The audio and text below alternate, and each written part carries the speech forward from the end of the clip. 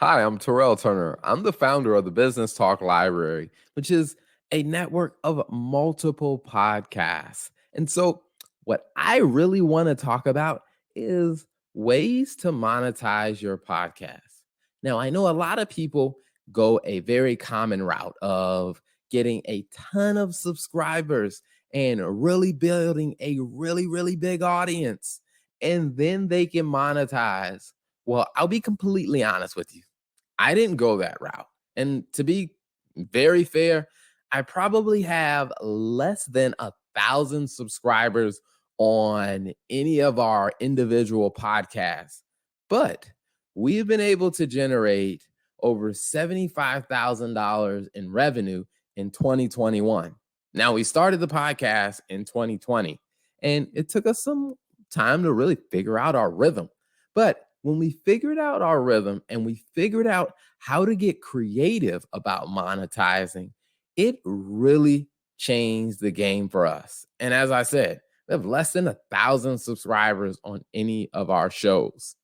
Now, before I jump into the details of kind of how and the different ways of monetizing, let me give you a little bit of context. So, my background is not in broadcasting, my background is not in podcasting. My background is in accounting and finance. I know, I get it. An accountant is probably not the most typical podcaster that you would expect. I mean, typically when you think about a podcaster, you're thinking about someone who has a little bit more charisma, someone who has a little bit more energy to bring to podcasting. And to be honest with you, those are different skills that I had to learn and develop over time because my background is accounting and finance. And I also founded and I currently still lead a accounting and finance firm where we provide bookkeeping and CFO services, and we have several clients that are running their own businesses. So I don't have a ton of time to really focus on the podcast itself, but we figured out ways to really be creative and think out of the box.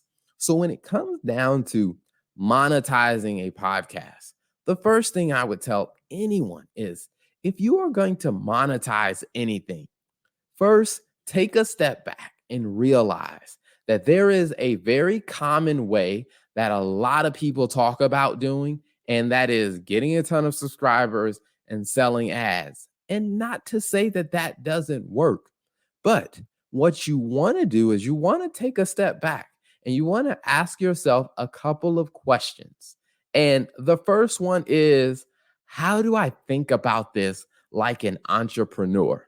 Because the thing about entrepreneurs is that they don't always follow the typical path. What they do is they ask themselves, how can I think out of the box around this? How can I find a problem and bring a solution to that problem in a creative and effective way? And that's really what we decided when we launched our podcast. We thought we were going to go the route of just getting a ton of subscribers and getting a ton of views and monetizing on YouTube and being able to sell advertisements. And we had these grand goals of, well, if we get to this many users and we ran some ads and get to this many subscribers, and we just really didn't see traction happening that way. I mean, for a while, we didn't really develop that many of our guests that were coming on the show weren't able to generate enough energy and traction. And we never really got ranked in any top rankings. So we went back to the drawing board and said, how do we get creative about this?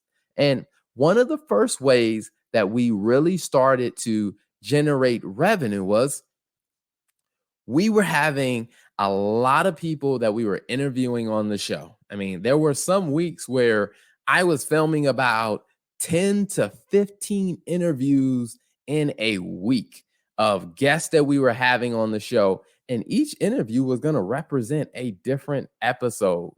Now, this was early on in my business when I had a little bit more time.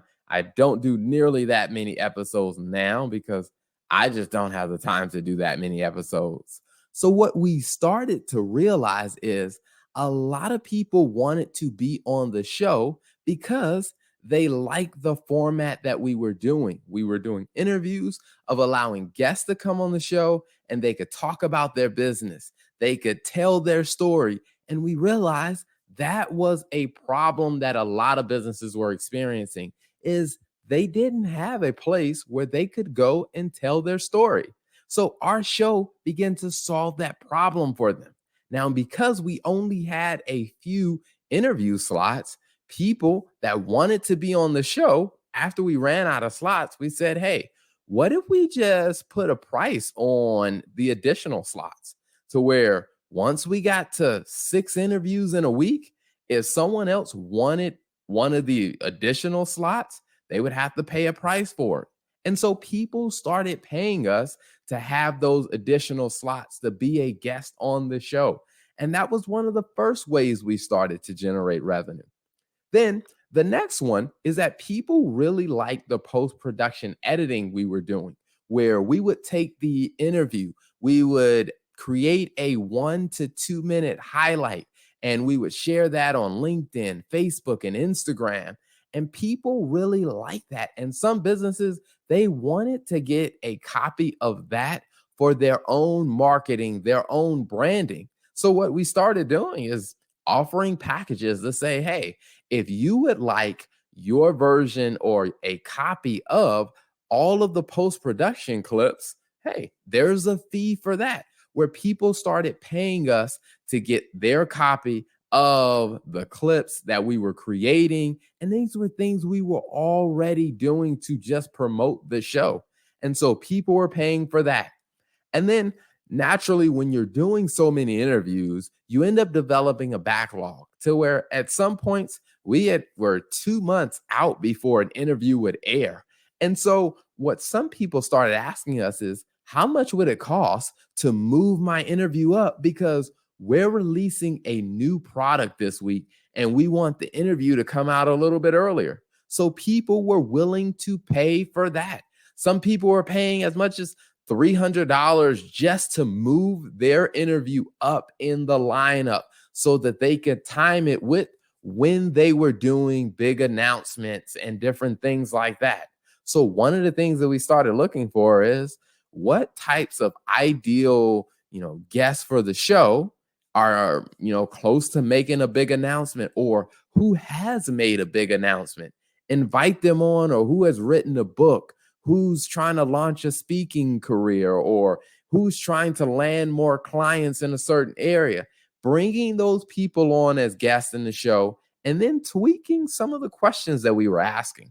Like, asking questions like, who is your ideal client? Or, what are the types of problems that you help your client solve?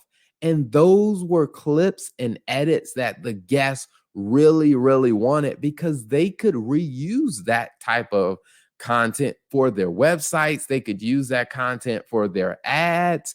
And it became a way of them being able to use our media or our production efforts, because I wouldn't say we had a production team. It was my wife and I doing all the editing on top of running our existing accounting firm. And so in doing that, we created a lot of traction and a lot of revenue that way. And then the way that we probably created even more revenue is using the podcast as a lead generator. Now, this is where we really started making some serious progress in monetization. It's whenever we had a guest on, we wanted to make sure that guest was someone who would serve our audience well as someone who was an ideal client for the services that we offered.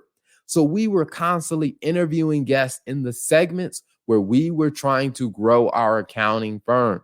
And so we had a ton of guests on. Some of those guests went on to be clients. And in many cases, those guests may not have been an ideal client, but they referred someone who was an ideal client.